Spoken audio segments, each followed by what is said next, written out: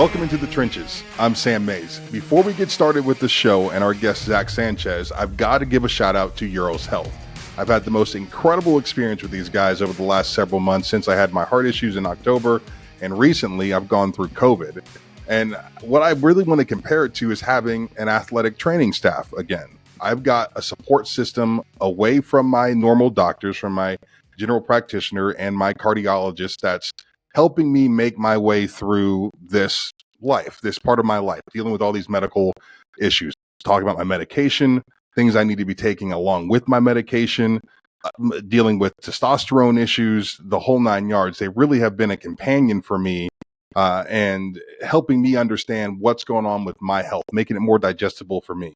You know, not to say that my normal doctors aren't great. They are, but it's so nice that I'm able to just hop into the patient portal with Euros and just ask some questions about, you know, this is how I'm feeling, or this is how this medication is feeling, or do you think I should be taking this, or should I try something different? And I get an instant response, which is absolutely fantastic. So I love the support. I love what this group has done for me. I'm looking forward to continuing to work with them. We're going to do a little bit of a weight loss competition here in the next 6-7 months, which I'm pretty excited about. So stay tuned to In the Trenches to learn more about Euros Health. Thank you. Today we've got a very special guest, former Sooner great NFL vet, Mr. Zack Sanchez. How are you, sir? I'm doing good, man. I'm doing good. It was a busy day, but I'm here and I'm excited to have this conversation. Yeah, we were texting a little bit earlier. You said you were digging up your front yard. What's going on? Man, yeah. So my water line broke from my meter to my house. So like last week and a half, finding the leak was a whole ordeal in itself. And then today, digging it up, and then my pops helped me out to end it up. But yeah, I'm getting that replaced. I see my water bill and I was like, yeah, hell no, this can't be right. So Wait, this is not a city problem. This is a you problem. Me, I guess so. I guess out here they only work from the meter to the curb. So if there's no problem there, they can't help. That's crazy. It seems like you should be writing some sort of strong written letter to somebody. They told me that I've spent, so they're gonna get a big bill for me. Okay, all right, very cool. Well, we got you in the show because social media has been wild over the last couple of weeks, right? The transfer portal is one of the biggest conversations in sports. I think it's interesting, and honestly, to be real with you, you know, it's made college football a 365 a day a year conversation. It's added to what I already thought was the biggest soap opera in sports. And now you're looking at the student athlete has just got a little more control of their future, has got a little more power, and is able to seek greener pastures. So I'm kind of following along here recently with the Caden Green transfer, and I saw your name pop up, and you were kind of getting in it with some OU fans about this. Tell me a little bit how that interaction started. Well, I just obviously had the news broke, I don't know, last week or week and a half. Like I'm just gonna put this out. When it comes to the portal stuff, like as somebody who understands the dynamic of that, like a guy leaving, like that's not gonna affect me as it affects some other people. But there was just tweets made, and like, you know, I understand being mad about the situation and questioning the situation. Like you, as a fan, you have every right to that. You know what I mean? And basically, what I was getting at is just him and his family have a right to not tell you anything. Like, right. You know what I mean? The only people that are owed were the people in that locker room and his staff. Everybody outside that building, myself included, like as a alumni, I don't give a damn. That's their prerogative. You know what I mean? So it's a lot of that. I mean, we have, you know, every fan base has them. I call them the little backwash fans at the bottom of the bottle. Nobody wants them, but they're there. You know what I mean? And right. I try to tell people, like, I've been dealing with this for 10 years, bro. Like I'm not new to this. Like when I was in college, I was on social media. So I've had that back and forth with those type of fans. And it kind of gets cloudy because people think I'm talking about the whole fan base, and I'm not. Like that couldn't be further from the truth. Right. So things get blurred and skewed like that. But yeah, it was an eventful couple, like 48 hours, man. People are, and I'll say this, you have every right to be mad about it. You know what I mean? Question it, feel however you feel about it. At the end of the day, he doesn't have to tell you nothing. His family don't have to tell you nothing. I was pissed off about it. Do I feel like he could have handled it better? But yeah, yes. But at the end of the day, he's an 18-year-old kid. You know what I mean? Like, right. We don't know who's pulling the strings. His family's pulling the strings. We don't know that dynamic. We're on the outside. So that's just my thing. Like when you start going at families and calling them pieces of shit and things like that, that's when it kind of gets mucky for me, and I'm not gonna have any of it, as you probably have seen. Yeah, no, I'm with you, and I think that what's happened is a lot of fans feel like because these guys are able to get a little money now that they're no longer kids, right? And now you get to speak to them and about them like they're grown men. And look, I'll be honest with you, I've taken the gloves off a little bit in regards to how kids play these days because of that, right? You're $1 million quarterback or you're $1 million offensive lineman. I'm going to treat you like that. I'm going to comment like that. I wouldn't have done that 10 years ago, right? Because these were student athletes and you kind of treat them just a little bit differently than you would some NFL players. But some of these guys like a Caleb Williams or, some of these big time players that are making millions, they deserve to be spoken about like professional athletes. That's essentially what they are. I find the Caden Green thing super interesting because he is so young. And the amount of money that I'm hearing thrown around for this, at one point I heard $1 million is just so absurd that I can't imagine being Caden Green's family and turning that down in any way, shape, or form, right? Like you have to just think about there's a chance at Caden Green. There's a better chance right now, even after his stellar freshman year, that he'll never make $1 million at one time. Then there is a chance that he's going to go play in the NFL. He's had one season, one good year. And frankly, whoever's going to give $1 million is ignorant for doing that, in my opinion. That's bad business on their side of things.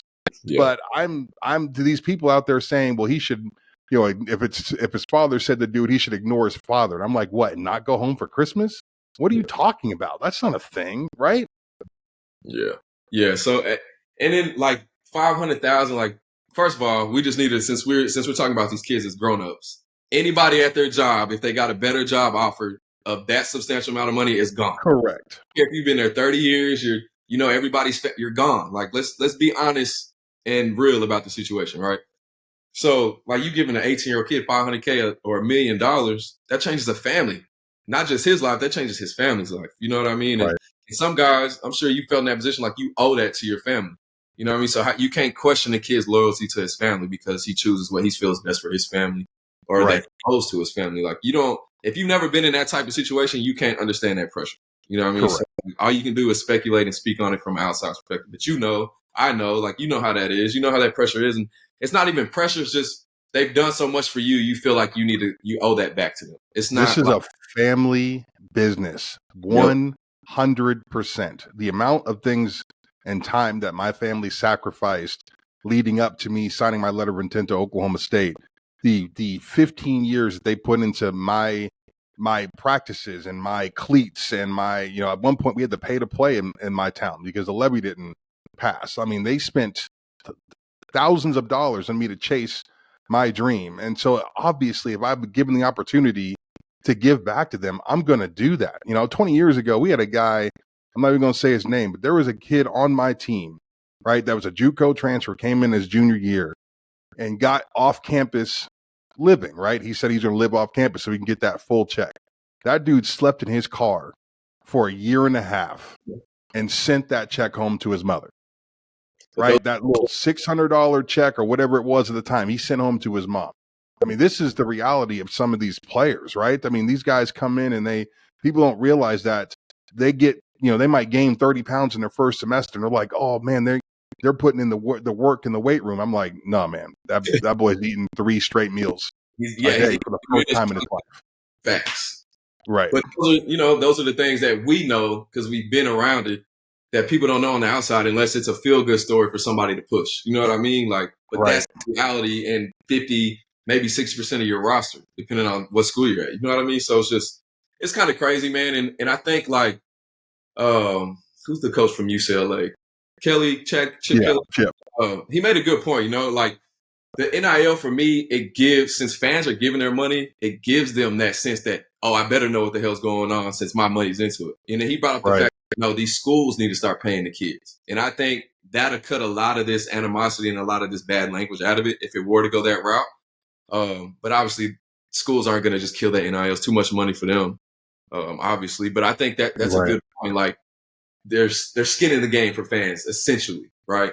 There's a pound of flesh, there's an ounce of flesh. Like, you know what I mean? Given your fingernail clippings, as much as it is appreciated, is not the same as that kid waking up 4 a.m. every day and finishing his day at 8 p.m. It's Right. not nearly the same. You talked about your hard-earned money. Again, nobody's forcing you to give your hard-earned money. You're deciding. Correct. You know what I mean? It's a pleasure thing for you every Saturday. You know what I mean? It's an event. It's something you go have fun for. For these kids, that Saturday is their job interview for whether it be 3 years or 4 years. Like if they don't show up that Saturday, they don't know if they have a career outside of this. You know what I mean? So you have a very short window to capitalize on as much as you can, whether it be exposure or whether it be money that you can make. So like it's just it's crazy times right now, man. But I think if fans can kind of understand that, yes, you have skin in the game, but you're still not entitled to your opinion or whatever you feel like should be owed to you from anybody inside that locker room or that building. It's just, that's not how it works. You know what I mean? That's just not the reality of the situation. I think there's one thing you do have to say about OU fans, and Oklahoma will benefit from this during this time. Is it's one of the most passionate fan bases in the country, no question, right? Like you go through social media and you look at the statistics for Instagram for Ohio State or YouTube for Ohio State or Alabama or any of these major brands, and OU fans just dwarf them. I mean, they're not even the other teams' fans aren't even going to their teams' social media pages. OU fans live on Oklahoma stuff, right? And so the athletes are going to benefit from that passion. There's no doubt about it. And like you said, there's always that percentage, that very small percentage of fans that's going to be the worst of us, like there is in any sports or any business or anything. There's going to be a group of people that kind of suck. And I think those people are loudest on social media, right? Because they have avatars of, anime characters or, Snoopy's on your profile pic, and your name is not your real name. Or former player that they don't even right. But yeah, and I understand. Like I understand fandom. Like I'm a diehard Mavs fan, man. When it comes, like, trust me, I understand fandom. I also understand that I'm not a part of their team. I haven't put in work with their team. Like I'm a fan every day, and I just enjoy it. Whether it's good or bad, I'm gonna enjoy it. Yeah, I'm gonna talk my shit if it's bad, of course. I do that about the OU team. Like I'm one of the most critical guys on Twitter. So it's like it got flipped into this whole thing like you can't criticize players and they're snow. Like, come on, man. Like I promise you they get criticized harder in that building than they do on Twitter. Like absolutely. Let's be honest about it. So yeah, I mean, they get criticized more in their own heads, right? In their own beds at night when they lay down by themselves. I promise you, they're criticizing themselves more than the fans are criticizing them. But in some people's eyes, they're like privileged to be there. Like they didn't earn their right to be at that university. Like they weren't just handed a scholarship. Like they busted their ass for that scholarship. And I think that's a misconception too, is because these kids are getting paid that they're not working hard. Like they're just getting a check every day or every week. That statement right there has been told to me before. OSU, there's a group of OSU fans that don't care for me very much. A lot of it is because I covered OU for the last 15 years. A lot of it is because I refuse to pull punches. If OSU's not good, I'll say they're not good. Right. And if OU is good, I'm going to praise them for being good. I'm a sports broadcaster. I'm not a OSU fan first. I would never disrespect the game like that and just promote my former school for any reason. That doesn't make any sense. I had a fan tell me once that, I should have been thankful for the opportunity that Oklahoma State gave me. And I clapped back with, I would have busted heads and became an All-American at any school I would have chosen to. Oklahoma State should be happy I chose them, right? Like and if you're Oklahoma, if you're at the University of Oklahoma, do you know how many other schools these kids could have chosen to? Like you're the cream of the crop if you're at OU. Right, 100%. They could have run hard, caught a ball, throw a ball anywhere else they wanted to in the country. They chose Oklahoma, and there should be some sort of, I'm thankful that you chose to come do it here, right? Don't tell me that I should be thankful for what was given to me. You know how long it took me to bust my butt to get to that point, right? How many nights I spent watching film and how many days I spent in the weight room and doing all the extra stuff it needs to be the elite Division I athletes. Like those kids they've earned everything they're getting. There's no doubt about it. 1,000%, 100%. And it's like, yeah, I've gotten those comments too. And I'm like, I didn't play in the NIL. I didn't play in the NIL area. You didn't give me no type of money. I didn't have no boosters. I wasn't like, I'll be straight up. I didn't get paid on the rug. Like I didn't get none of that. You know what I mean? I just my ass for 4 years, and that's what it was. I enjoyed it, and I I know I cherish every minute that I had there, but fans have told me that too. Like, if it wasn't for me, you wouldn't have. Like, come on, let's be honest. Right. I'd have been fine anywhere I went. Anywhere. Right. All right, let's talk a little ball before we get out of here. OU headed to the SEC. Like you said, you're pretty critical of your team. I get it. I'm also pretty critical of mine. Sooner Nation, the last couple of years has been crazy, right? They found a way to stand up. I feel like Venables has done a great job rebuilding the foundation. Yeah. Thoughts on what they look like going into the SEC next year? This year, obviously, from last year to this year has been a huge jump, right? And I think that just comes with experience alone. I think guys were bought in last year. I think we just probably didn't understand the system as much or understand the standard. I'll say that. But this year, I think those guys really turned it up. And what we saw in Dallas gives me a lot of hope going into the SEC. Because I'll be honest, I'm like you. Like, I'm honest about this. Texas probably has one of the top 3 rosters in the country. Like, you know what I mean? Just because they're my rival, I'm not going to – like, that is a good-ass team that's going to play in the playoffs. Right. Like, let's stop all the noise. And for us, we looked like the better team that day. Like, straight up, we looked like the better team than them. With the roster that they had, even when they came alive a little bit, like, we looked like the better team. And me seeing that from a physical standpoint, because that game is always physical. Whoever's more physical, that game is going to win. And right. That's one game that I can in the Big 12. I'm like, all right, look, whoever's the most physical team is going to win this game. So our guys playing like that, and then obviously the guys that we have returned, like having Danny come back, Billy Bowman, like those guys are going to be so experienced on the defense. And it's crazy, like these last couple of years, offense has kind of been a question for us, and that's new territory from coming from where we came from. But I think Jackson Arnold is the guy that should be the leader of the team, you know, and I think just from what I'm hearing from guys in the locker room he's the real deal. And we've been hearing it for a little bit now. And I think even Jaden Davis, he's not even at OU anymore. Had a podcast a couple of days ago and was saying the same thing. So I'm not too worried. Obviously it's going to be a test for sure. I'm not going to be one of those guys that obviously I hate the SEC.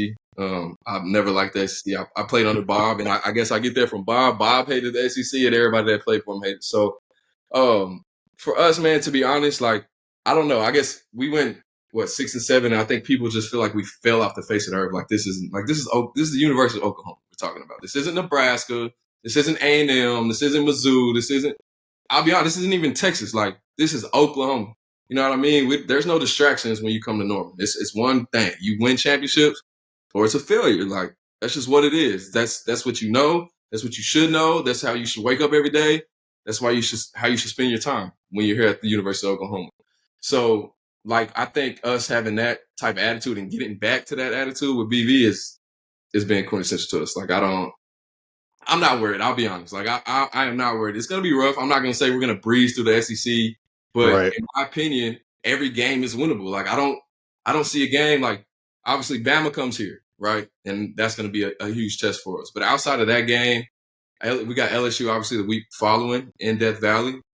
And then, you know, but like outside of those 2 games, I don't feel like any game is not winnable for us.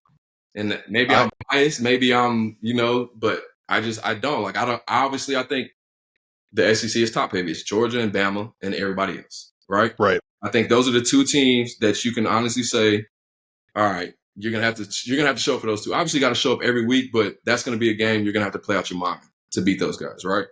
Everybody else in Oklahoma football, I think will beat, to be honest. So. Is there a chance that happens? Absolutely. I think for that to go down, though, I made the comment the other day on social media and I got dragged for it, but I think this is the most important offseason in OU football history. And it has nothing to do with, new coordinators or what's going to happen in recruiting or any of those things. So what it comes down to is from the time these kids start bowl practice, right, to the time that they play, suit up to go to that first game, the work that needs to be done has to be perfect, right? Every single player from starter to scout team has got to be focused on one singular thing for the next 7 months or whatever it is to get to the opening of the season. They have to be different. It's got to look different. It's got to sound different. You've got to study different. And it's all on those players and the commitment they're going to make to their football team. The reality is Oklahoma does not have the best roster in the SEC, and they have been fortunate enough in the Big 12 for years to have the best roster in the conference. I mean, it wasn't until lately that they've slipped off of that podium. But the teams that I played against a defense at OU at one point, Zach, that had 9 NFL players on it. 9, right? I mean, that's the OU that I know. So, like, coming into this next year, this offseason has got to be emotionally, mentally perfect. They got to get their minds right to represent that brand, because I promise you, even in the SEC, even with teams that have better rosters, everybody's going to be OU. There's no doubt. Hell yeah, definitely. And like that target, I was talking to Woody a few weeks ago, but that target is going to be huge on our back. Like they just want to spank the new guys, like us and Texas. Absolutely. That's all it is. We want these blue buds are coming in. They think they're going to, no. So I understand it. And it should be that way. They shouldn't want it any other way.